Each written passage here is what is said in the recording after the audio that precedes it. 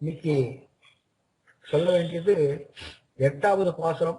திருப்பாவல 8வது பாசுரம் சொல்லணும். இன்னைக்கு ஆண்டாள் இந்த 7 பாசுரங்கள்ல எப்படி இது வரைக்கும் என்ன சொல்றா? 7 பாசுரங்கள்ல முதல் பாசுரத்துல நாராயணன் தான் நமக்கு பறை தருவான், பறைங்கிற வாத்தியத்தை தருவான் அப்படின்னா, நாராயணனே நமக்கே பறை தருவான் அப்படின்னா, 2வது பாசுரத்துல பகவான அவன் பையத்துயின்ற பரமன் அவன் அடிபாடி அப்படின்னா, 3வது பாசுரத்துல அவன் ஓங்கி உலகளந்த உத்தமன் அவன் பேர்பாடி அப்படிங்கிறான்.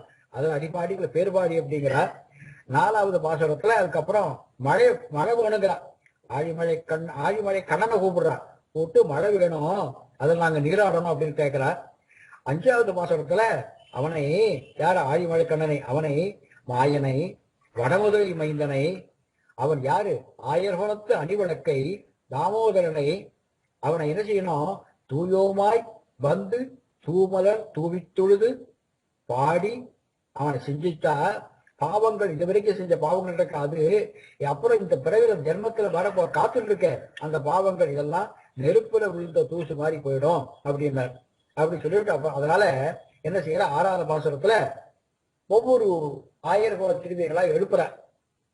என்ன செய்யறா? ஒரு ஒரு ஒரு ஒரு ஒரு ஒரு ஆச்சரிய சிறுவனுடைய ஆக்கிரமி இருக்கிற வாசல்ல பறவைகள் வெடியிருக்காமற வேலைன்னு கத்துறது, கோவில சங்கம் சப்தம் கேட்கறது. பெண்ணே நீ வந்து அந்த தூங்குற பெண்ணை எழுப்புறா, எழுந்துரு. முனிவர்களும் யோகிகளும் ஷீராப்திநாதனை மனசில் தியானித்து ஹரி ஹரி ஹரின்னு சொல்லிட்டு போறா. அந்த பேரரவம் உன்னுடைய காதலை கேட்கறியா? உன்னுடைய உள்ளத்தை வந்து கேட்கவில்லையான்னு சொல்றா. 7வது பாசுரத்துல இன்னொரு தூங்குற வந்து ஒரு ஆச்சரிய பெண்ணை எழுப்புறா. அதுல என்ன சொல்ற? ஆனை சாப்பிங்கிற பறவை கத்துறது, அதெல்லாம் பேசிக்கிறது, ஆட்சியர்கள்லாம் தயிர் கடைகிற சத்தம் கேட்கறது. ஏன் நாயகமாக இருக்கிற பெண்ணே, நாராயணனை கேசவனை பாடல் கேட்டு மயக்கத்துல தூங்குறியா? கதவை திற, எழுந்துரு அப்படிங்கிறா. இந்த பாசுரத்துல என்ன சொல்றா?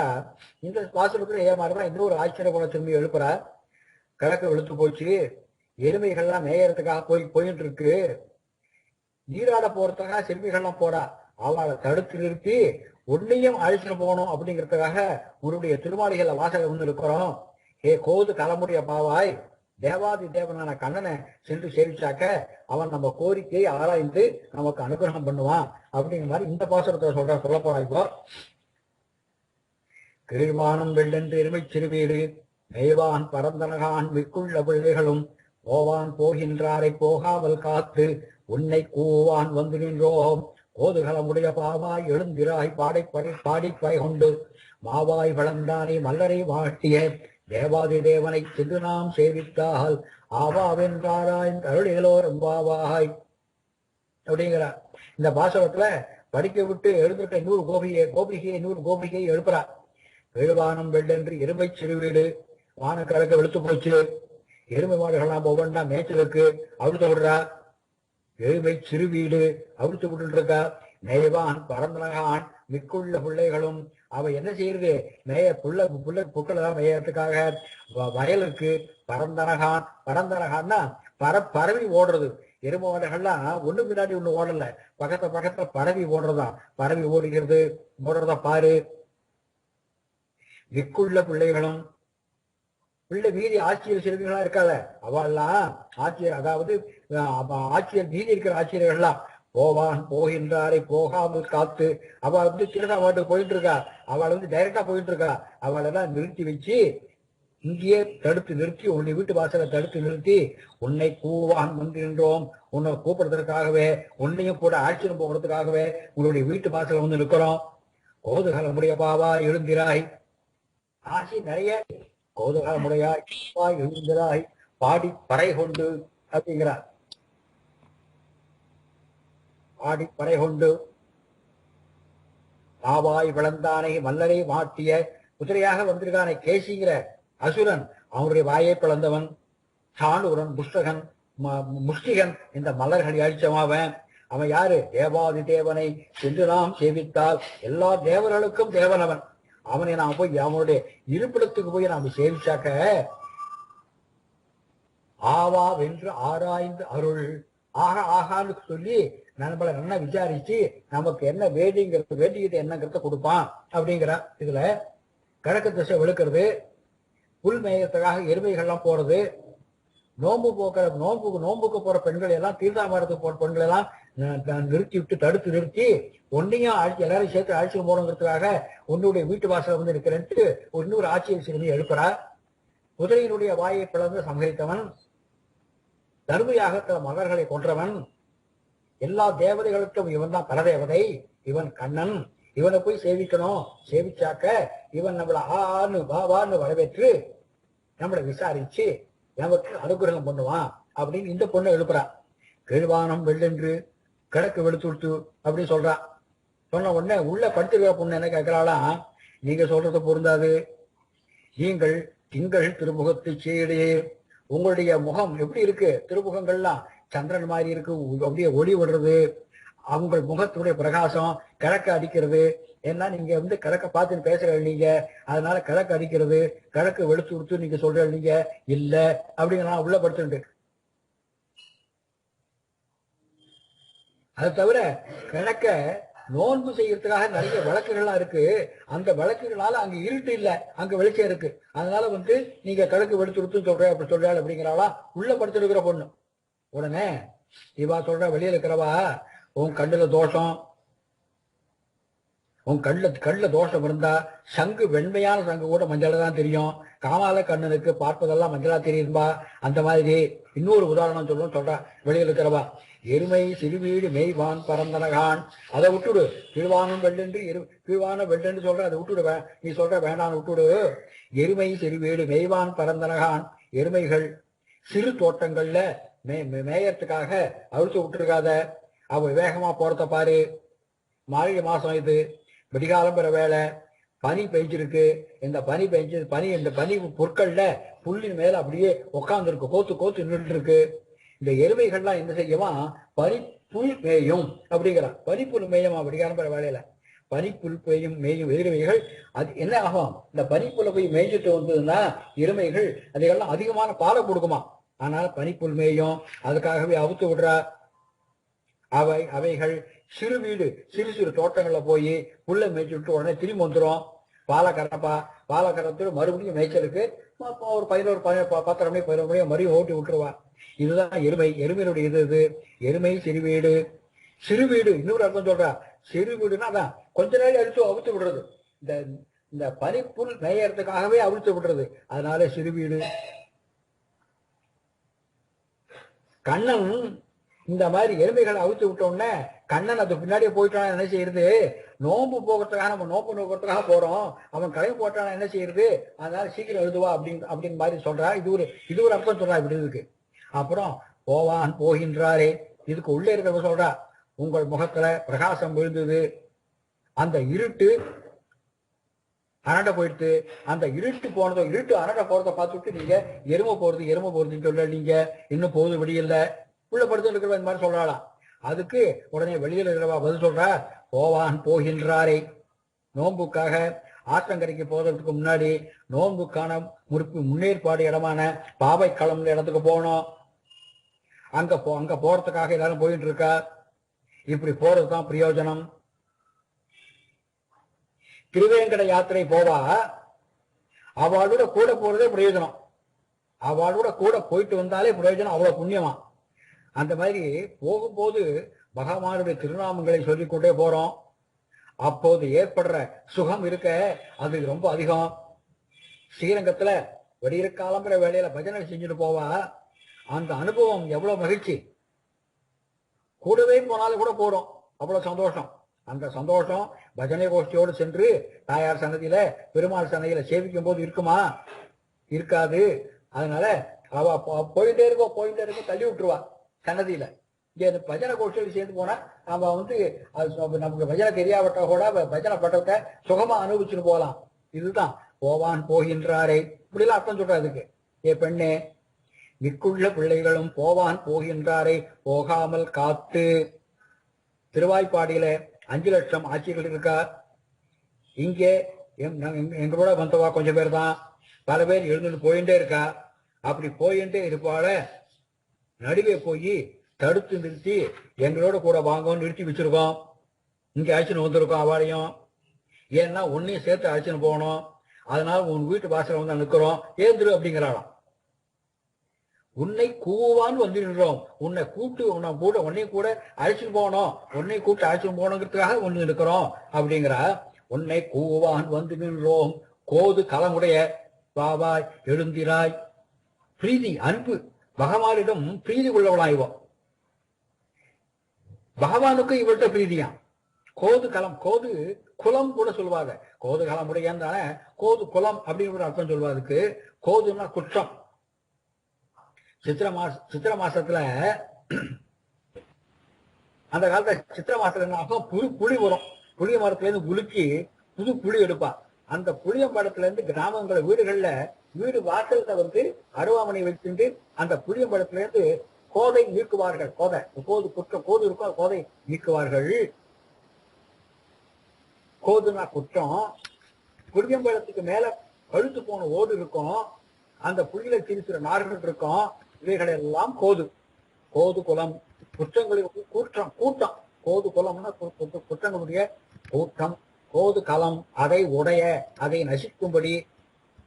கோது களம் உடைய பாவாய், அந்த அதற்கு நசிக்கும்படி இருக்கின்ற ஏ பெண்ணே அப்படின்னு கூப்பிடுறான். பாவாய் அப்படிங்கிறாளாம். ஏ பிருத்திவியே, பொம்மை போன்று இருப்பவளே, மோகம் உள்ளவளே. இவள் அர்த்தம் சொல்ற அதுக்கு.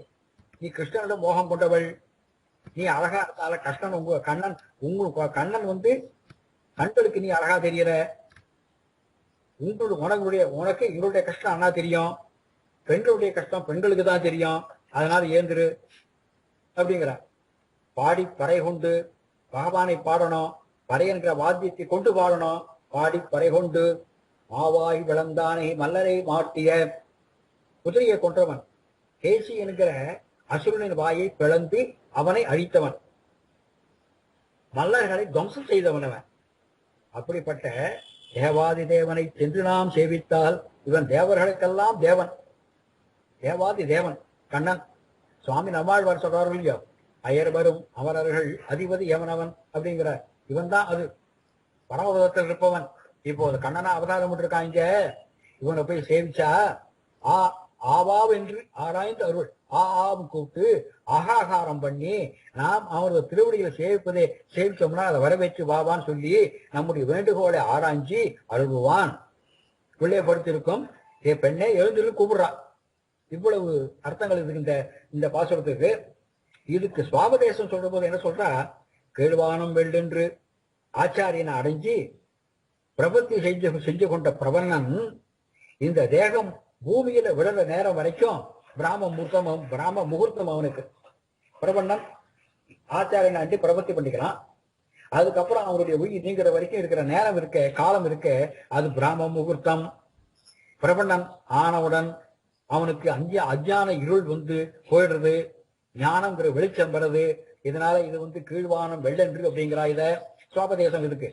எருமை சிறுவீடு மெய்வான் பரந்தனகான். எருமை போன்றவர்கள் யாரு? பக்தியோகம் பண்றவா. பக்தியோகம் பண்ணிட்டே இருக்க வேண்டியதான். அது எந்த ஜென்மத்துல பகவானுடைய திருவடி அடைவோன்னு அவளுக்கே தெரியாது. அதனால அந்த மாதிரி எருமை அவா பக்தியோகம் பண்றவா. அப்படி எருமை என்ன செய்யும், குளம் குட்டை இந்த மாதிரி ஒவ்வொரு நீர் நிறையிலும் போய் அமுங்கி அமிழ்ந்து கொஞ்ச நேரம் இருந்து விட்டு அதுக்கப்புறம் அடுத்த குட்டைக்கு போகுது. அந்த மாதிரி இவ மோட்சத்தை உடனே விரும்பாமல் இருப்பவர்கள் பக்தியோகம் பண்றவா. அதை இங்க சொல்ற மாதிரி சொல்லுவா. இதுக்கு சுவாபதேசம். அதாவது பக்தியை விரும்பின ஜீவன் பஜனையிலேயே இருப்பான் அப்படின்னு சொல்லுவா. அப்புறம் நிற்குள்ள பிள்ளைகளும் போவான் போகின்றாரை போகாமல் காத்து தனக்கு விரைவில் மோட்சம் அடையணும் அப்படிங்கிற சங்கல்பித்து அர்ச்சாதி மார்க்கமாக செல்ல விரும்பும் பக்தியோகம் செய்ய சக்தி இல்லாத பிள்ளைகளான பிரபன்னர்கள். மோட்சம் வேணும், பக்தி யோகம் ஞான யோகம் கர்மயோகம் எல்லாம் செய்யறது சக்தி இல்லை, பிரபத்தி பண்ணிட்டு போற பிரபன்னர்கள், அந்த பிள்ளைகள். இப்படி ரெண்டு பேரும் பக்தி யோகம் பண்ணி வரவா, பிரபத்தி பண்ணிட்டு போறவா, இப்படி இருவரும் மோட்சத்தை விரும்புபவர்கள். பரமகாந்திகள் இருக்கா, பிரபன்னர்கள் இருக்கா, பக்தர்கள் இருக்கா, எல்லாரும் ஒரே திரளாக வரா. என்ன செய்ய, எதுக்காக? உன்னை கூவான் வந்து நின்றோம், உன்னை அழைக்கிறதுக்காக வந்து இருக்கிறோம். கோதுகலமுடைய பாவாய். இந்த பாகவதர்கள் அனைவரையுமே சேவிப்பதில் விருப்பம் உடையவளே. இது பாகவத கைங்கரியத்தை பற்றி சொல்றார். இவெல்லாம் பகவானுடைய பக்தர்கள், பாகவதர்கள், இவாளை சேவிக்கிறதுக்கு விருப்பம் உள்ளவளே. கோதுகலமுடைய பாவாய், எழுந்திராய், எங்கள் கோஷ்டியில் சேர்ந்துரு. மாவாய் வளர்ந்தானை மல்லரை மாட்டிய இந்திரியங்களை கட்டுப்படுத்தியவனும், நாஸ்திகன் குதர்க்கம் செய்பவன் இருவரையும் அழித்தவனும், பகவானுக்கும் மேலான ஆச்சாரியனை பாடி மாவாய் வளர்ந்தானை மல்லரை மாட்டிய யாரு? இந்திரியங்களை திருச்சியவன், அந்த இந்திரியங்களை நிகிரகம் பண்ணினவன் ஆச்சாரியன்.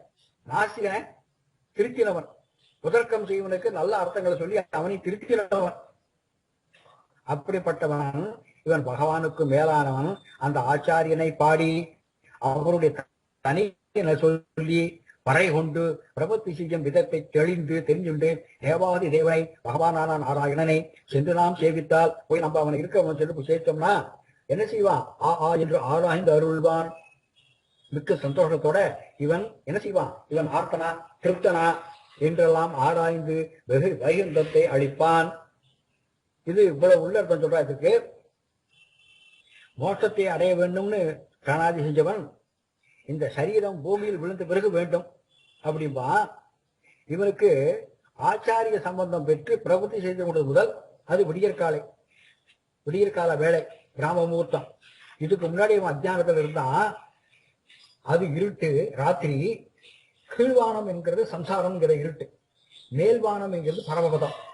பக்தி யோகம் பண்ணி பக்தி முற்றி போய் மோட்சம் வேண்டுவா, மோட்சம் வேணுங்கிறவ ஒரு வகை, உடனே மோட்சம் வேணும் அப்படின்னு பிரவர்த்தி செஞ்சவா இன்னொரு வகை. பக்தி யோகம் செஞ்சவர்கள் எருமையைப் போல ஜென்ம ஜென்மாந்தரங்களாக தொடர்ந்து பக்தி செய்து அந்த பக்தி முற்றி போய் ஏதாவது ஒரு ஜென்மத்துல மோட்சம் அடைவார்கள். எருமை எப்படி குளம், குட்டை, ஏரி, ஆறு இதெல்லாம் ஒவ்வொரு நிலையிலும் இறங்கி தாமதித்து இருக்கிற மாதிரி அவ இந்த மாதிரி இருப்பா. பக்தி யோகம் பண்ணவா, பிரபத்தி செய்து கொள்ளவா. இவ பக்தி யோகம் செய்யறதுக்கு சக்தி இல்லைன்னு சொல்லி இந்த ஜென்மத்தின் முடிவில் மோட்சம் வேணும்னு ஆச்சாரியனை அண்டி பிரபத்தி பண்ணிட்டு பிரபன்ன ஆழ்வா. இவர்களையும் நிற்க வைத்து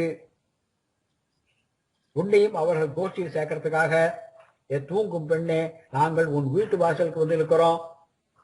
தேவாதி தேவனான பகவானால் போற்றப்படும் ஆச்சாரியனை தியானித்து அவன் தன் இஷ்டப்படி சொல்லும் இந்திரியங்களை வசப்படுத்தியவன்.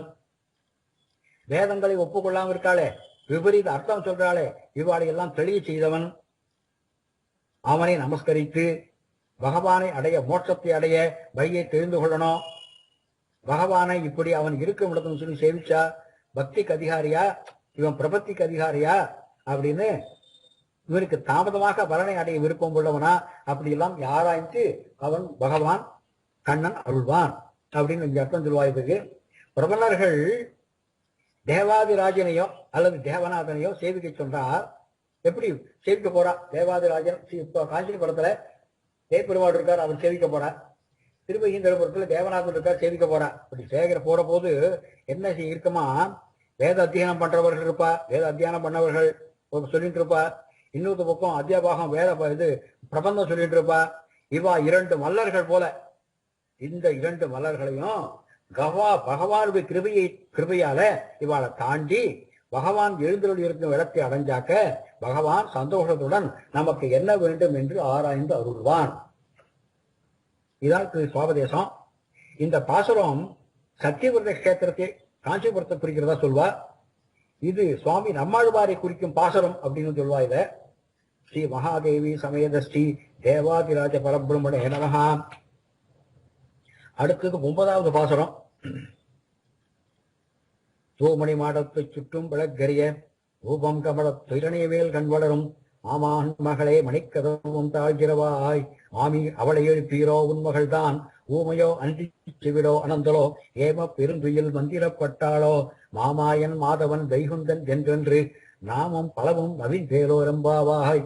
இந்த பாசுரத்துல இன்னொரு கோபிகை எழுப்புறா. இந்த கோபிகை எப்படின்னா, கோபிகை கிருஷ்ணன் இருக்கிறதுக்கு நாம ஏன் போனோம், கிருஷ்ணன் இங்க வரட்டுமே அப்படிங்கிற எண்ணத்தோட இவோ ஒவ்வொரு ஆயிரகுல பெண்ணும் ஒவ்வொரு விதம். இப்படி கோகுலத்துல கிருஷ்ணன் அவதாரம் பண்ண காலத்திலே இருந்துதான்.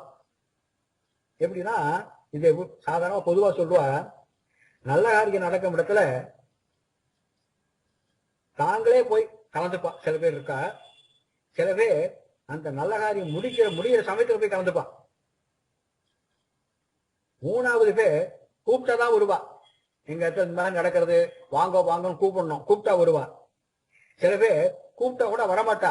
இந்த மாதிரி இருக்கு, ஒரு நடந்துட்டு இருக்கு, வாங்கோ ஓனியாசம் நடந்துட்டு இருக்கு, எங்க ஆத்த ஒரு முகூர்த்தம் வந்து ஆசீர்வாதம் பண்ணணும் அப்படின்னா கூப்பிட்டா கூட வரமாட்டா. சில பேர் நல்ல காரியத்துக்கு வந்து கலந்து கொள்ளாவிட்டாலும் அதுக்கு இடைஞ்சல் பண்ணிட்டு இருப்பான்.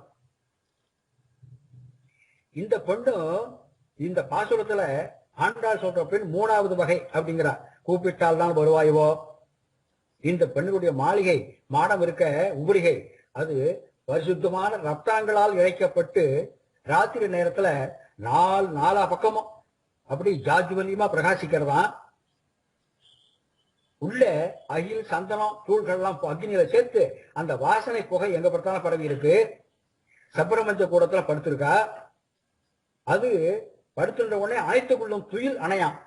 படுத்துட்டா அப்படியே அணைச்சு விடுவோம். அந்த அந்த அந்த அந்த சப்பரமஞ்ச கூடத்தில் இருக்கிற மெத்த துயில் அணை. அப்படிப்பட்ட சயன சாதனம் அது.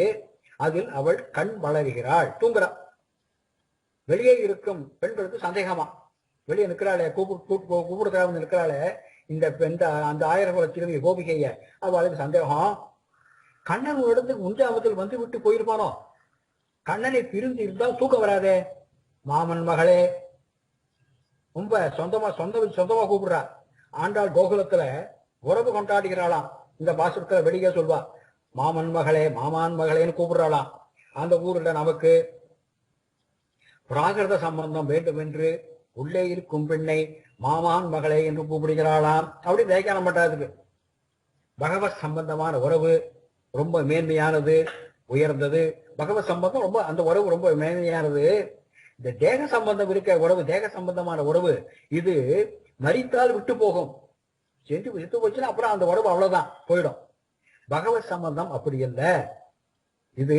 ஆனாலும் சரீர சம்பந்தத்தை பற்றி ஒண்ணு இருக்கு, சொல்லியிருக்கேன். குருபரம்பரையில ஒரு செய்தி எப்படின்னா, பாஷ்யக்காரருக்கு உடையவருக்கு 2 பிரதான சிஷ்யர்கள். ஒருத்தர் கூறத்தாழ்வான், இன்னொருத்தர் முதலையாண்டான். கூறத்தாழ்வான் என்ன சொல்வாளாம், ராமானுஜருடைய பவித்திரத்தை போன்றவர். கூறத்தாழ்வான் கையில பவித்திரம் போட்டுக்கிறாளோ இல்லையோ, அந்த மாதிரி கூறத்தாழ்வான் ராமானுஜரின் உடையவரின் பவித்திரத்தை போன்றவர் அப்படின்னு பாலாம். முதலையாண்டான ராமானுஜருடைய திருதண்டம், கையில தண்டம் வச்சுருக்காரு இல்லையோ, சன்னியாசி கொண்டது, அது திருதண்டம் போன்றவர் அப்படின்னு சொல்வாராம். ஒரு சமயம் முதலையாண்டான் உடையவர்கிட்ட சொல்றாராம், கூறத்தாழ்வான் அடியனிடம் பொறாமைப்படுகிறார் சொல்றார். பொறாமைப்படுகிறார் அப்படின்னு சொன்ன உடனே உடையவர் வந்து அப்படிதான் இருக்காதுப்பா அப்படின்னு சொல்லி அனுப்பிச்சுட்டு, அப்புறம் கூறத்தாழ்வான கூப்பிட்டு கேட்டாராம். கேட்டதுக்கு அது கூறத்தாழ்வான் சொன்னாராம், தேவரீருக்கும் அடியனுக்கும் 2 மரக்கால் ஞான சம்பந்தம். அந்த காலத்துல அளவெல்லாம் அப்படிதானே, மரக்கால் தானே. தேவருக்கும் அடியனுக்கும் ஞான சம்பந்தம் இருக்க, அது 2 மரக்கால் இருந்தாலும் ஒரு அழாக்கு அளவு கூட ரத்த சம்பந்தம் இல்லையே.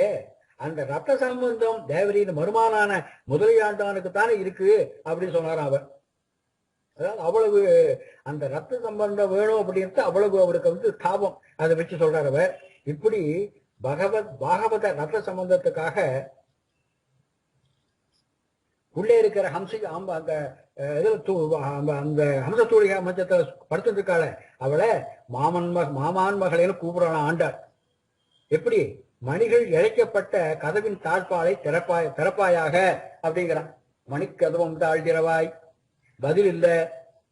உடனே பதில் அந்த பொண்ணுட்டே பதில் உடனே உடனே அடுத்த சம்பந்தம் ஏற்படுத்திக்கிற ஆண்டாள். எப்படி? மாமீர் அவளை எழுப்பீரோ, மேலே சம்பந்தம், மேலே சொல்ல சம்பந்தம் வந்து இல்லையோ, மாமன் மகளின உடனே இங்க மாமீர் கூப்பிடுறா, அடுத்த சம்பந்தத்தை கூப்பிடுறா. இப்போ தூமணி மாடத்து சுற்றும் விளக்கரிய தூய்மையான ரத்தனங்களால் அழைக்கப்பட்ட மாளிகையில 4 புறமும் தீபங்கள் நன்னா எரிஞ்சிட்டு இருக்க, தூய்மையா. அப்புறம் தூமணி மாடத்து சுற்றும் தூபம் கமழ, தூமணி மாடத்து சுற்றும் விளக்கரிய, தூமணி மாடத்து சுற்றும் தூபம் கமழ. அது வேற, அந்த அந்த மாளிகையில தூபங்கள் அயில் சந்தன வாசனை புகையா வீசுறது. துயிலணைவேல் கண் படரும் மாமான் மகளே, நன்கு தூங்குவதற்காக சகல வசதிகளும் நிறைஞ்ச படுக்கையில படுத்து நிற்கிற அம்மானின் பெண்ணே, மணிக்கதவும் தாழ்ந்திரவாய், இந்த கதவை திறப்பாயாக. மாமீருங்கிறா, மாமிகளே, மாமீர் அவளை எழுப்பீரோ, தூங்குகின்ற உங்கள் பெண்ணை மகளை எழுப்ப மாட்டீர்களோ, எழுப்ப மாட்டீர்களோ. ஏன்னா உங்களுடைய யாரோ ஒருத்தருடைய மகளவோ, நான் ஆங்கி இவ்வளவு கூப்பிட்டோம் பேசாம இருக்கா. மாமீர் அவளை எழுப்பீரோ, உன் மகள் தான் ஊமையோ, உன் மகளுக்கு பேச்சு வராதா, வாக்கு இந்திரியம் இல்லாதவளா, நாக்கு இல்லாவிட்டாலும் பேச முடியாது, காது கேட்காவிட்டாலும் காது விழாததால் பேச முடியாது, இப்படி இருக்கும் இல்லையா. அதனால உன் மகள் தான் ஊமையோ, அன்றி செவிடோ, அனந்தலோ, காது கேட்காதவளா, மதம் பிடித்தவளோ. அனந்தலோனா மதம், மதம் பிடித்தவள், கர்வம் பிடித்தவளான்னு கேட்கிறா. அதாவது கர்வம்னா குலகர்வம், தனகர்வம், வித்யா கர்வம், இந்த மாதிரி 3 மதம் இருக்கு. அதுல வந்து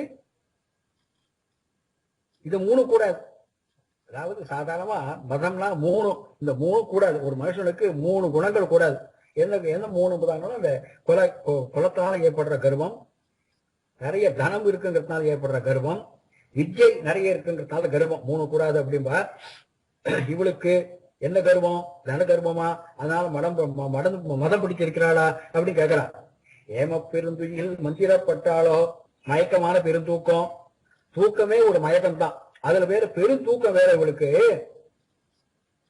சுற்றி வர என்ன நடக்கிறது தெரியாம ஒரு தூக்கம், பெருந்தூக்கம். அந்த மாதிரி பெருந்தூக்கம் வர மாதிரி யாராவது மந்திரம் செய்து விட்டார்களா? ஏம பெருந்துயில் மந்திரப்பட்டாளா, மந்திர பிரயோகத்துக்கு ஆட்பட்டு விட்டாளா?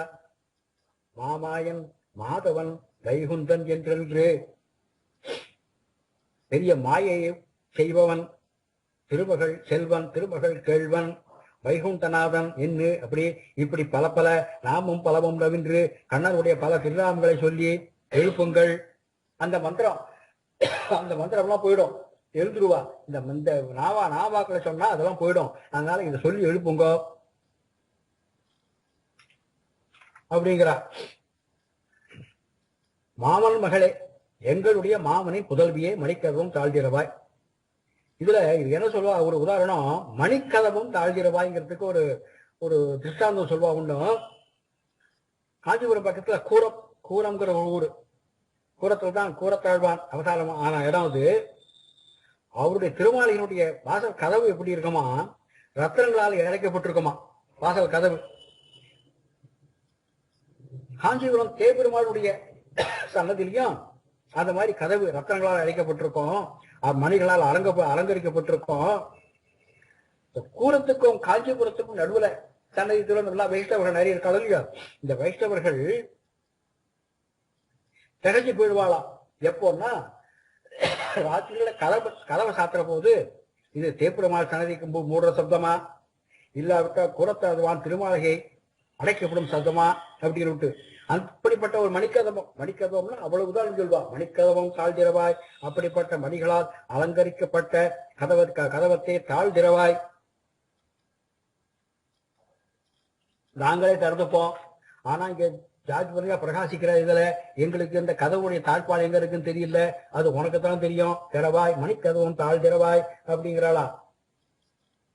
மாமீர் அவளை எழுப்பீரோ, எவ்வளவோ அர்த்தங்கள். மாமீர் அவளை எழுப்பீரோ, மாமான் மகளை என்றனாலோ இல்லையோ, அந்த மாமனுக்கு பல மனைவிகள், எந்த மனைவியின் பெண் தெரியல, அதனால மாமீர் மாமிமார்களே அப்படின்னு கூப்பிடுறாளாம்.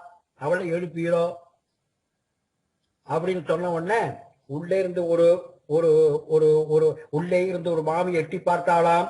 ஏன் கிளம்படுறா? நீங்கள் எங்கு வந்தீர்கள் அப்படின்னு கேட்கிறா. கேட்ட உடனே வெளியே இருக்கிறவா சொல்றா, ஓஹோ இந்த மாமியுடைய பொண்ணாத்தான் இருக்கணும், அதுக்காக தான் வந்து கேட்கிறா, இவோ எங்கே வந்திருக்கேன்னு கேட்கிறா அப்படின்னு அக்கறை கூட கேட்கிறா நினைச்சுட்டு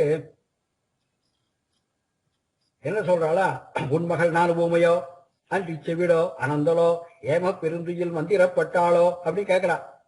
நேற்று வரைக்கும் நல்லா பேசியிருந்தாலே உங்க பொண்ணு, நாங்க சொல்றதெல்லாம் காதால கேட்கலாம் கேட்டுட்டாலே, இப்ப விடியிருக்கால வந்திருக்கோம், அவளை அழைச்சிட்டு போறதுக்காக வந்திருக்கோம், காது கேட்காத மாதிரி படுத்துட்டு இருக்காளே, என்ன ஆயிடுச்சு உன் மகளுக்கு, ஊமையா செவிடா அப்படி கேட்கிறா. பகவான் நமக்கு இந்த காது வா இதெல்லாம் கொடுத்திருக்கிறது என்ன, எதுக்காக? அவனுடைய நாமாக்களை சொல்லணும் அப்படிங்கிறதுக்காக கொடுத்திருக்க. ஸ்ரீமுஷ்ணம் திவ்ய தேசத்துல, அந்த திவ்ய தேசத்துல யார் பரமபதித்தாலும் அவ பரமபதிக்கிற சமயத்துல அவளுடைய வலது காது மேல் நோக்கி தான் இருக்குமா. அவளுடைய வலது காது மேல் நோக்கி தான் இருக்குமா. இது இப்போ சொல்ற இருக்கு. இந்த மரண சமயத்துல இந்த மாதிரி இருக்கிறத பார்த்துட்டு ஒருத்தர் வீம்புக்காக என்ன செஞ்சானா, ஒரு குதிரைய படுக்க வச்சு அதனுடைய அந்த வலது காது கீழே இருக்கிற மாதிரி வச்சு அந்த குதிரையை சுட்டான். சுட்ட உடனே அந்த குதிரை திமிரிட்டு பெரண்டு படுத்துட்டு வலது காது மேல வந்துடுச்சு. வலது காது மேல் இருக்கும்படியாக படுத்தது உயிரை விட்டது அப்படின்னு ஒரு கதை சொல்வாதுக்கு. அதாவது அந்த ஊர்ல ஸ்ரீமுஷ்ணத்துல திவ்ய தேசத்துல என்ன விசேஷம்னா, பகவான் பூவராகன் தனது மந்திரத்தை தானே இறக்கும் தருவாயில் இருக்கும் ஜீவன்களுக்கு உபதேசிக்கிறான் அப்படின்பா. இந்த மாதிரி அதாவது இப்படி, அதாவது பகவானுடைய காது, பகவானுக்கு காது வாய் கண் கை கால் மனசு புத்தி இப்படி எல்லாம் நமக்கு கொடுத்துருக்கிறது எதுக்கு? அவனை நினைக்கணும், அவன் இருக்கிற இடத்துக்கு போகணும், அவனை அர்ச்சனை பண்ணணும், அவன் நாமாக்களை சொல்லணும், இதுக்காகதான். அதனால நாங்கள் பகவானுடைய நாமாக்களை சொல்றது வழக்க சொல்லிட்டு வந்துட்டு இருக்கோம். இது கண்ணனுடைய நாமாக்கள். உன்னுடைய பெண் காதல் விழலியா எல்லாத்தையும், உன் பெண் மகள் தான் ஊமையோ செவிடோ அனந்தலோ இதெல்லாம் இப்படி கேட்கிறான். ஒரு பாகவதர் நல்லா பிரசங்கம் பண்ணுவார், அடையர் மாதிரி எல்லாம் நல்லா சொல்லுவார் அவர். அவர் கேட்டா பகவத்கீதையில அப்படியே திளைச்சு போயிடுவார் அவர். ஒரு நாள் ஒரு கோவிலுக்கு போறார் அவர், பகவானை சேவிக்கணும்னு கோவிலுக்கு போறாரா.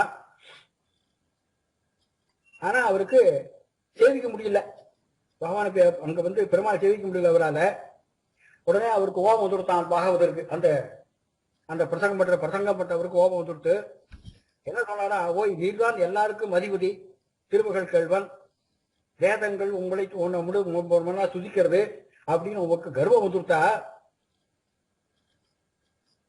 நாசிகர்கள்லாம் இருக்காளே, நாசிகர்கள் தெய்வமே கிடையாதுன்னு சொல்றாளே, இந்த பூஜை இதெல்லாம் வேண்டியது இல்லைன்னு சொல்றாளே, அந்த மாதிரி இடங்களுக்கு நான் தானே போய் அவளுக்கெல்லாம் நீ தான் இருக்க, நீ சர்வ வல்லமை படைத்தவன்னு நான் தான் ஸ்தாபிக்கிறேன், நீ அதை மறந்து போயிட்டான்னு கேட்டாராம் கோபத்தால. அந்த அந்த மாதிரி அந்த உபன்யாசகர் இந்த மாதிரி உள்ளே இருக்கும் பெண்ணை கேட்டார்கள், அலங்காரத்தோட கட்டில் சயனம் பண்ணிட்டு இருக்கியே, உனக்கு திங்களைங்க பெண்ணுக்கு ஏற்பட்ட விஷயம் தெரியுமா? அவளை ஒரு ஜார புருஷனுக்காக வீட்டை நல்லா அலங்காரம் பண்ணி தண்ணியும் அலங்காரம் பண்ணிட்டு அவன் கட்டாயம் வரைய சொல்றதை நம்பி விடிய காத்துட்டு இருந்தா, அவன் வரல. அப்போதான் அவளுக்கு ஞானம் வந்தது. எல்லாமே அல்ப ஜனங்கள், ஒருத்தராலும் பிரயோஜனம் இல்லை, பகவான் தான் தஞ்சம் என்று உணர்ந்தாளாம். இப்படியெல்லாம் இருந்தும் அனந்தலோ கர்வமோ உனக்குன்னு கேட்கிறாளாம். ஏம பெருந்துயில் மந்திரப்பட்டாளோ, ஏமங்கிறது ஒரு மயக்கம். இது ரொம்ப சந்தோஷம் வந்தாலும் அந்த மயக்கம் வரும், துக்கம் வந்தாலும் அந்த மயக்கம் வரும். அதனால இல்லாட்டா ஒரே தூக்கம் வரும். அதுல இப்படிப்பட்ட தூக்கம் வரும்படியா யாராவது இவளுக்கு மந்திர பிரயோகம் பண்ணி விட்டாளா?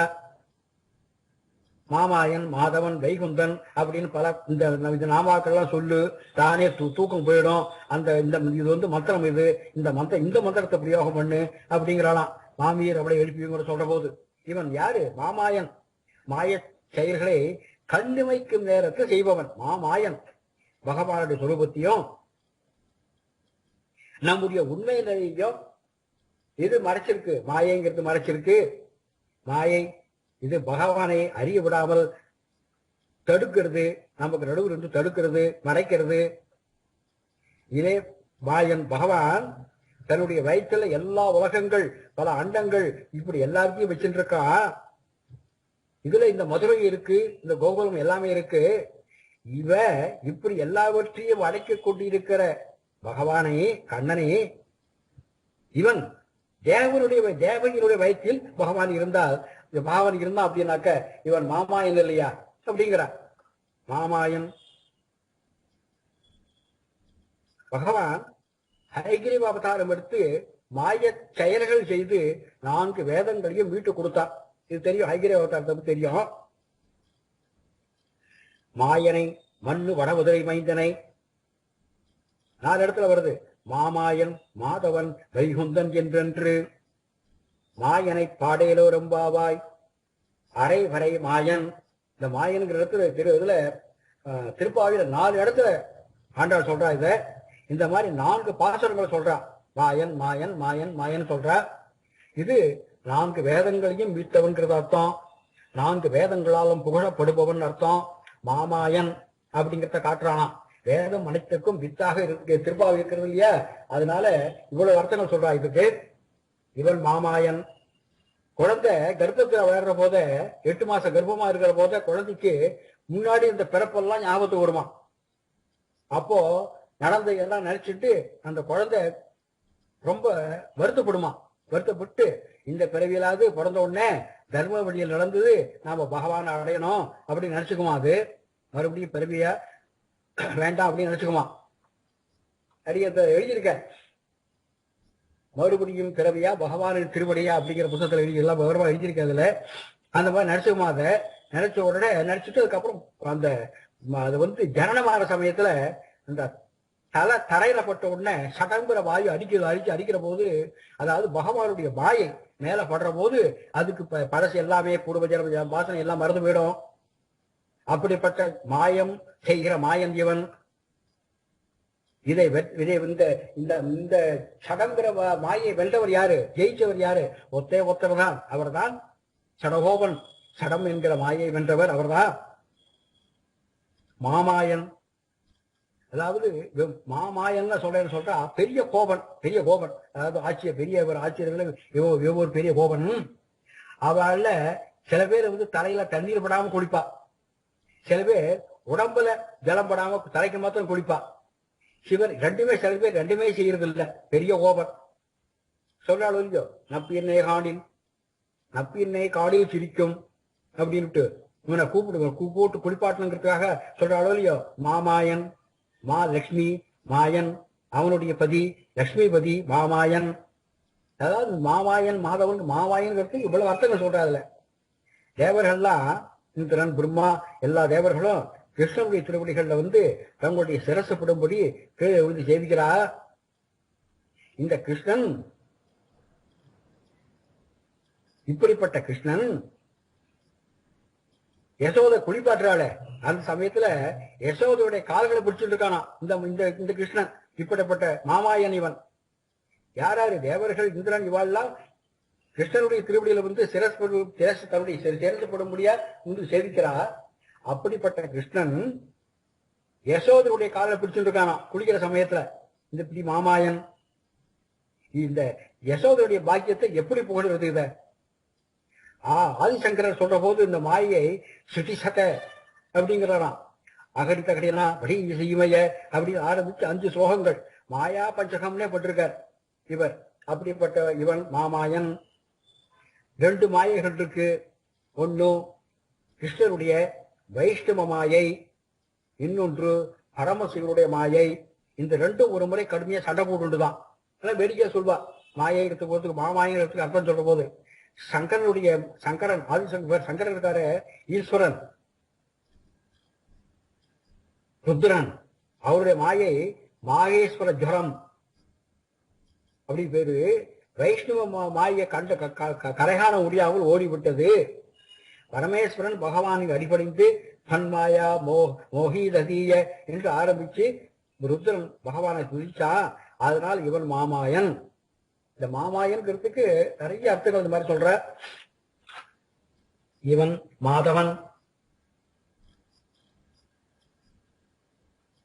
மகாலட்சுமியுடைய பதி மாதவன், வைகுந்தன் வைகுண்டவாசி வைகுண்டபதி கண்ணன். இவனை ஸ்தோத்திரம் பண்ணால் இவனே வைகுண்டத்தில் ஏற்றி விட்டுருவான் வைகுந்தன். மாமாயன் மாதவன் வைகுந்தன் என்றென்று நாமும் பலவும் நவின்று நவீன்று சொல்லு. உன்னுடைய மகள் கேட்கும்படியா சொல்லு அப்படிங்கிறா. சகஸ்நாமத்தை சொல்லுங்கிறா. நாங்களும் அவனுடைய திருநாமங்களை பாடியவாறே இங்கே வந்திருக்கோம். உன் மகளை எழுப்பி அழைச்சிட்டு போறதுக்காக வந்திருக்கோம். நாமும் பலவும் நவீன்று இப்படி அவரை நாமாக்களை பற்பல நாமாக்களை நீங்கள் சொல்லுங்கோ அப்படிங்கிறா. அந்த காலத்துல இந்த 9வது பாட்டு என்னைக்கு வரதோ திருப்பாவூர்ல மார்கழி மாசத்துல, அந்த சமயத்துல எல்லாரும் தங்கள் வீடுகள்ல விளக்கேற்றி வைப்பாளாம். இந்த பாசுரம் வர நாள்ல அந்த காலத்துல இப்படி எல்லாம் கொண்டாடி இருக்கா. இந்த பாசுரத்துக்கு சுவாபதேசம் தூமணி மாடத்து சுற்றும் விளக்கெரிய அனந்த கல்யாண குணங்களை, ரத்தனங்கள், அதாவது ரத்தன மாதிரி இருக்கிற அனந்த கல்யாண குணங்களை உடைய உயர்ந்த பகவானை அவனை சுற்றி கீதை மனுஸ்மிருதி முதலியவை சூழ்ந்திருக்க. தூமணி மாடத்து சுற்றும் விளக்கெரிய, விளக்கு எது? கீதை மனுஸ்மிருதி இதெல்லாம் அவனை சூழ்ந்திருக்கு. தூபம் கமல, தூபம்னா என்ன? நித்திய நைமித்திய கர்மாக்களை செய்கிற துயில் அனைமைகள் கண்படரும் பரியங்கத்தில் துயிலும் பகவானை பற்றி அறிந்தவனும். இந்த கைங்கரியங்கள்லாம் பண்ணிட்டு இருக்கா. பகவான் பரியங்கத்துல சயனிச்சுட்டு இருக்கார். அந்த பகவானை பற்றி அறிந்தவனும். மாமான் மகளே பிரகிருதி மகத்து புலங்களோடு இவற்றுக்கான ஜீவன்களே. மாமான் மகளேன்னா இது இந்த பிரகிருதி மகத்தெல்லாம் இருக்கும் இல்லையோ, இதனுடைய ஜீவன்களே அர்த்தமாகுது. மணிக்கதவும் தாழ்திரவாய் கௌஸ்தவ மணி போன்ற ஆத்மாவை மறைக்கும் சரீரத்துக்கு காரணமான கர்மம் என்கிற தாழ்பாலை திறப்பீராக அப்படின்னு அர்த்தம் சொல்றா இருக்கு. ஜீவன்கள்ல பகவானுக்கு கௌஸ்தவமணி. அந்த கௌஸ்தவமணி அது மறைக்கிறதுக்கு கர்மான் இருக்கும் இல்லையோ, இந்த கர்மாங்கிற இது மறைக்கிறது. அதை அந்த கர்மாங்கிற தாழ்பாலை திறப்பீராக அர்த்தமா. மணிக்கதவும் தாழ்திரவாய் மாமி அவளை எழுப்பீரோ ஆச்சாரியர்களே, அவர்களுக்கும் ஆச்சாரியர்களே, அதாவது பிராச்சாரியர்கள் இந்த ஜீவாத்மாவுக்கு பிரம்ம வித்தியை உபதேசித்து அவளை அந்த ஜீவாத்மாவை எழுப்புங்கள் அர்த்தமா. பிரம்ம வித்தியோ உபதேசம் பண்ணுங்கோ, உபதேசம் பண்ணி இவனை எழுப்பி விடுங்கோ. உன் மகள் தான் ஊமையோ, இவ்வாறு ஞானம் முற்றியதும் பரமேகாந்தியான அவன் ஊமையாக ஆகிடுவான். ஞானம் முற்றி போச்சுன்னா அவனுக்கு எதுவும் பேச தோணாது, ஊமையாகிடுவான். அன்றி செவிடோ பித்து பிடித்து போல எதையும் காதுல போட்டுக்க மாட்டான். ஆனந்தலோ ஆகிஞ்சன்யம் அப்படிங்கிற தனத்தை பெற்றதால நமக்கார் நிகர் என் ஆதிரத்தை என்று இருப்பான். ஏம பெருந்துயில் மந்திரப்பட்டாலோ பகவானுடைய திருவான்கள் அவருடைய திருநாமங்களை தியானித்து உச்சரித்து அந்த மந்திரங்களிலேயே வசப்பட்டு இருப்பான். அப்படிப்பட்ட நாமங்கள் மாமாயன் மாதவன் வைகுந்தன் இப்படி பல சொல்றதுக்கு அர்த்தம் இருக்கு. பகவான் தூமணி பரிசுத்த ரத்தம், பரிசுத்த ரத்னம். பகவான் தூமணி பரிசுத்த ரத்னம். இந்த ரத்தனத்தை காண்பிப்பது எதை காண்பிக்கிறது? ரத்தத்தை எது காமிச்சு கொடுக்கறது? வேதங்கள் காமிச்சு கொடுக்கறதா. தூமணி மாடம் அது உபனிஷத்து. இந்த உபனிஷத்து அர்த்தங்களை அவ்வளவு எளிதில் நம்ம தெரிஞ்சுக்க முடியாது. இதை விளக்குகள் போல உள்ள ஸ்மிருதி புராணம் இதெல்லாம் விளக்குகிறது நமக்கு. தூமணி மாடம் மாதிரி உபனிஷத்து இருக்கு. இந்த உபனிஷத்தினுடைய அர்த்தங்களை நமக்கு தெரிஞ்சுக்கிறதுக்கு விளக்கு மாதிரி இருக்கிறது ஸ்மிருதிகள் புராணங்கள். இவளை படிச்சாலும் பகவானுடைய பக்தி இருந்தாதான் நமக்கு அது உண்மையான சாத்தம் தெரியும். இப்படி புராணம் இதிகாசம் உபனிஷத்து வேதாந்தம் இவைகளை படித்தவன் நன்கு உணர்ந்தவன் பகவானாகிய துயில் அடைமையில் வளர்கிறான். ஒரு மனுஷன் தூங்குறதுக்காக மாடியை அடைகிறான். மாடியில பாடிக்க போறான், தூங்குறன்ட்டு அங்கு கட்டில உட்காடுறான், படுக்கையில படுத்துக்கிறான். நாடிகள் அப்படிங்கிறது இங்க மாடி, உட்படிகை, புரிதத் என்பது கட்டில், பிரம்மம் என்பது துயிலணை. இப்படி இருந்தாலும் பிரகிருதி வசப்பட்டு இந்த உலகத்திற்கு வசப்பட்டு சரீரம் புலன்கள் இதெல்லாம் அந்த ஜீவாத்மாவை ஆட்டி படைக்கிறது. அறிவு உள்ளவன், அறிவு பெற்றவன் இவன் கௌஸ்தவமணி போன்ற ஜீவன். இந்த ஜீவனின் சரீரமாகிய கதவை திறக்க தாழ்பால் ஆகிய நம்முடைய கர்ம வினைகளை அகற்றணும். கர்ம வினைகள் போகணும், பாவங்கள் போகணும். இதுக்கு ஆச்சாரியன் பிராச்சாரியன், அவனுடைய அனுகிரகம் வேணும். இவாளுடைய அனுகிரகத்தால் தான் ஞானத்தை பெற முடியும். பகவான் ஞானத்தை பெற்று அதுக்கப்புறம் பகவானை சேர்ந்து பாகவத கோஷ்டியில கலந்துட்டாக்க நமக்கு அப்புறம் பூமை செவிடு அனந்தம் எல்லாம் வந்துடும். கெட்ட விஷயங்களை கண்டு இருந்து குருடா இருப்பா, வாய் இருந்து ஊமையா இருப்பா, காது இருந்தும் செவிடா இருப்பா. ஆக பரமே காந்தியாக பாகவதர் போல இருப்பார்கள். இதுக்கு சாவதேசம் இவ்வளவு சொல்ற. இதுக்கு இந்த பாசுரத்துக்கு இது திருமணசி ஆழ்வாரை எழுப்புறதா சொல்வா இந்த பாசுரம். இந்த பாசுரம் கடிகாச்சலம் சோழிங்கபுரத்தை குறிப்பதாகவும் சொல்வா. ஸ்ரீ அமிர்த பலவல்லி நாயிகா சமேத ஸ்ரீ யோக நிருசம்ப பரபிரம்மணே நமஹ. அடுத்து 10வது பாசுரம். நோற்று துவர்க்கும் உயின்ற அமனாய் மாற்றவும் தாராரோ வாசல் திறவாதார் நாற்றத்துழாய் முடி நாராயணன் நம்மால் ஓற்றப்பறைதரும் புண்ணியனால் கொண்டு ஒரு நாள் குற்றத்தின் வாய் வீழ்ந்த கும்பகரணனும் தோற்றும் உனக்கே பெருந்துயில்தான் தந்தானோ ஆற்ற அனந்தருடையாய் அருங்கலமே தேற்றமாய் வந்து திறவேலோரம்பாவாய். கிருஷ்ணன் ஆட்சியருக்கு சிறுமிகளை படாத பாடுபடுத்துவான். அந்த கிருஷ்ணனையே இந்த கோபிகை படாத பாடுபடுத்துவாளாம். அப்படிப்பட்ட கோபிகையை இந்த பாசுரத்தில் எழுப்புகிறாள் அப்படின்பா. ஒரு சமயம் கிருஷ்ணனோட நடந்து போற போது என்னால் நடக்க முடியல, என்னை தூக்கிக்கோ அப்படின்னாலாம் ஒரு கோபிகை. அவனை தோல்ல உட்கார்ந்துடாலாம். இருக்கிற புஷ்பங்களை பறிச்சு கிருஷ்ணன் கொடுத்தாளாம். கிருஷ்ணன் புஷ்பங்களை இவனை தலையில சூட்டினானாம். அப்படிப்பட்ட பாக்கியசாலியா இந்த கோபிகை. இவளை எழுப்புறா. நோட்டு சுவர்க்கும் புகைகின்ற அம்மனாய்கிறார். நோன்பை நூற்று இந்திரலோகம் புகுவதற்கு விருப்பமாக இருக்கிற எஜமானியே. அம்மனாயினா எஜமானியா. அம்மனாய் எஜமானியே. மாற்றமும் தாராரோ, பக்ரியாவது சொல்ல மாட்டாயா? வாசல் திறவாதார். யாரு? வாசல் கதவை திறக்க வராத இவர். நாற்றத்துழாய் முடி நாராயணன். வாசனை உள்ள துளசி மாலையை திருமுடியில் அணிந்திருக்கிற நாராயணன் தன்னுடைய கேசத்தில் அணிஞ்சிருக்காராம். திருமுடியில் அணிந்திருக்கிற நாற்றத்துழாய் முடி நாராயணன் அணிந்திருக்கிறான். நம்மால் போற்ற பறைதரும் புண்ணியனால் நம்மிடம் கிருபை உள்ள நாம துதிக்கிற நமக்கு பறை இவற்றை கொடுப்பவன் தர்மஸ்வரூபியான அவன் நாராயணன். அவன் தான் கண்ணன்.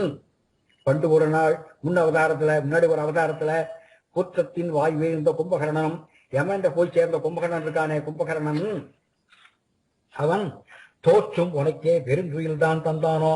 உன்னோட தோற்றுட்டு போய் அதுக்கு பதிலா இந்த தூக்கத்தை கொடுத்துட்டு போயிட்டானா. ஆற்ற அனந்தலுடையாய் அதிகமான தூங்குகளே. ஆற்ற அனந்தல் உடையாய் அதிகமா அதிகமாக தூங்குறவளே. அருண்கலமே. உடனே என்ன சொல்றா? ரொம்ப தூங்குறிய இந்த மாதிரி கிண்டல் பண்ண இதை நினைச்சுக்கு போறாளிங்கிறதுக்காக அருண்கலமேன்னு கூப்பிடுறாளாம். உயர்ந்த ஆபரணங்களை அணிந்தவளே, உயர்ந்த ஆபரணம் போன்றவளே அப்படிங்கிறாளாம். தேற்றமாய் வந்து திற, தெளிவா நல்ல முடிச்சுட்டு தெளிவா வந்து கதவை திற அப்படிங்கிறாளாம். நோட்டு சுவர்க்கும் புய்கின்ற அம்மனாய் நோன் மூற்று கண்ணனை அடையணுங்கிறதுக்காக ஆசை கொள்ளபடி இப்படி தூங்கலாமா? இந்திரனை ஜெயிக்கிறதுக்கு ஒரு பிள்ளை வேணும். திதி தன்னுடைய கணவன்கிட்ட வேண்டிட்டாலாம். அவர் சில நியமங்களை சொல்லி அந்த மாதிரி நோன்பு அனுஷ்டிக்க சொன்னார். ஆனால் திதி அந்த மாதிரி அவெல்லாம் நோன்பை அனுஷ்டிக்கல. ஒரு நாள் தூக்கம் அதிகமா போச்சு. தலைப்பக்கம் கால் வச்சுட்டு கால் பக்கம் தலைமா வச்சுட்டு தூக்கிட்டாரா, தூக்கி போயிட்டான். அந்த சமயத்தில் இந்திரன் திதி வயத்துல வர குழந்தைய வஜ்ராயுதத்தால அந்த கர்ப்பத்தை சிதைச்சானா. கர்ப்பம் அப்ப சமயத்துல அந்த கர்ப்பம் அழுதுதான். அந்த வயத்துல இருக்கிற கர்ப்பம் அழுதுது. இந்திரன் என்ன சொன்னா, மாறுத்த அப்படின்னா அழாதே நானா. அந்த கர்ப்பம் பிளவுபட்டு 7 மாருதங்கள் 7 காற்று ஆயிட்டாது. இந்திரனை வெல்ல உண்டாக்கப்பட்ட கர்ப்பம் அவனுக்கே அனுகூலமாயிற்று அப்படின்பா. அதனால தூங்காதே. விரதபங்கம் ஏற்பட்டால் அதுக்கு நேர்மாறான பலன்கள்லாம் கிடைச்சிடும். தூங்காதே. துரியோதனுடைய மனைவி பானுமதி முனிசிரேஷ்டங்கள் சொல்லியபடி விரதத்தை அனுஷ்டிக்காததால் அவளுக்கு தீங்கு கிடைச்சது. அதனால நோன்பு ஊற்று அதன் பலனை பகவானுடன் சேர்ந்திருக்கும் சொர்க்கமாகிற பலனை அடைய விரும்புகிற ஹே சுவாமினியே சுவாமி நீயே, அம்மா அம்மனாங்கிறதுக்கு சொல்ற, சுவாமி நீயேன்னு கூப்பிடுற. மாற்றவும் தாராரோ வாசல் திறவாதார், வாசலை திறக்காத வச்சிருக்கே, ஐஸ்வர்யம் வந்துருத்துனா பந்து மித்திரர்கள்லாம் மறந்து போயிடுவா, பார்க்காத போல் இருப்பா. இல்லாட்டா நீ இனிமையான பேச்சுக்கள் என்கிற ஐஸ்வர்யம் உடையவள், உன் பேச்சினுடைய இனிமையை அனுபவிக்க உன் வீட்டு வாசலுக்கு வந்திருக்கோம் அப்படிங்கிறாளாம். மாற்றவும் தாராரோ வாசல் திறவாதார், வாயிலுக்கு வந்திருக்கோம். நாற்றத்துழா இப்படி நாராயணன் உள்ளே இருக்க சொல்றாளாம், நீங்க சொல்றது இருக்கட்டும், இங்க கண்ணன் இல்லையே அப்படிங்கிறாளாம். அதுக்கு வெளியே இருக்க சொல்றாளாம், அது எப்படி இல்லைன்னு சொல்ற, திருத்துவாய வாசனை வீசுறத அப்படிங்கிற வெளியில இருக்கிறவோ, எப்போதோ இருந்தான் அந்த வாசனை அப்படிங்கிறாலும் உள்ளே இருக்கிறவோ.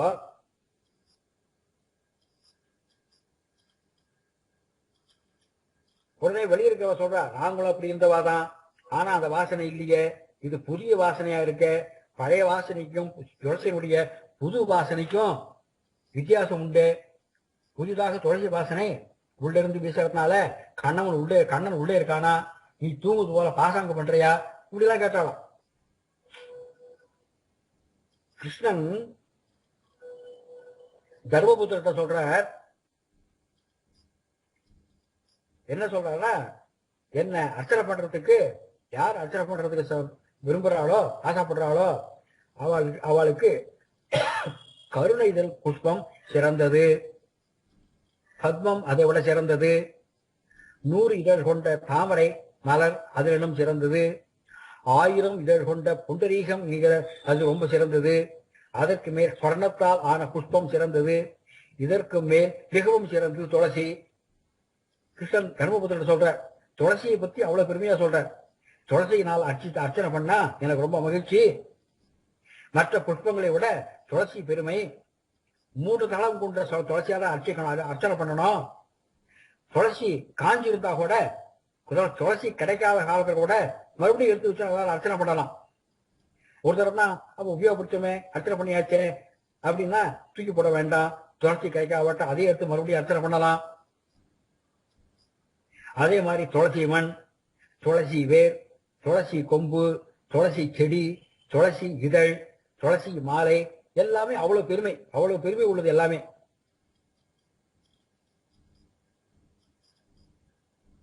துளசிக்கு முன்னாடி தெரியும், எல்லாருக்கும் தெரிஞ்சுதான் மருத்துவ குணம் தெரியும்.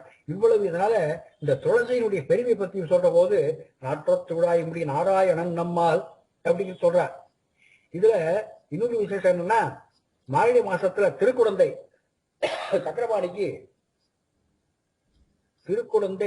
சக்கரபாணி, நான் சொல்றது சக்கரபாணிக்கு வில்வ இலையால அர்ச்சனை பண்ணுவா. துளசி காஷ்ட தூபம், துளசி காஷ்டம் இருக்கே, துளசி வேர், அதை பொடி பண்ணி வச்சுட்டு அதாவது தூபம் பகவானுக்கு ரொம்ப உகந்தது.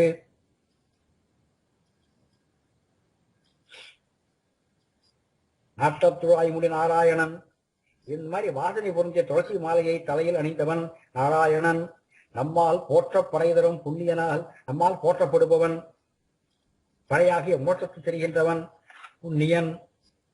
பண்டொரு நாள் ராமன் பண்டொரு நாள் கூட்டத்தின் வாய் வீழ்ந்த உடலையும் உயிரையும் பிரிப்பவன், கூற்றம் உயிரை எடுப்பவன்.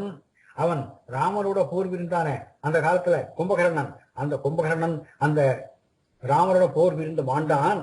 அவன் தோற்று போய், அதாவது நீயும் கும்பகர்ணன் பந்தயம் வச்சுட்டு தூங்குற பந்தயம் வச்சுட்டு அவன் இறந்து போன உடனே அந்த பந்தயத்துல தோற்றுட்டு உனக்கு அதுக்கு பரிசாக தன்னுடைய தூக்கம் முழுவதும் உங்ககிட்ட கொடுத்துட்டானா. இந்த மாதிரிலாம் கேட்கிறான். அனந்தருடையாய் அதிகமான தூக்கத்தை உடையவளே அருங்கலமே, இப்படியான பேச்சுக்களை கேட்ட அந்த கோபிகை ஜன்னல் வழியாக கட்டி பார்த்தாளாம். உடனே என்ன செஞ்சா, இவ பேச்சை மாற்றி விட்டாளாம். உடனே வெளியே இருப்பவர்கள், எங்கள் சிரசில் சூடும் பூஷணமே அருங்கலமே, சூடாமணியர் மாதிரி கேட்கிறா, நீ எங்களுடன் வந்து நடுவில் ரத்தனம் போல இருக்க தகுதி உள்ள அருமையான ஆபரணம் போன்றவளே, தேற்றமாய் வந்து திற, ஆடையையும் ஆபரணங்களையும் சரி செய்து கொண்டு வந்து கதவை திறப்பாயாக அப்படிங்கிறான். இதுக்கு சுவாபதேசம் சொல்ற போது, நோற்று சுவர்க்கும் உயின்றாமனாய் மாற்றவும் தாராரோ வாசல் திறவாதார், நோவு நோற்று வரும் மோட்சத்தை பக்தி யோகம் இவர்கள் இல்லாம எவ்வித தடங்களும் இல்லாம மோட்சத்தை அடைகின்ற எஜமானனே.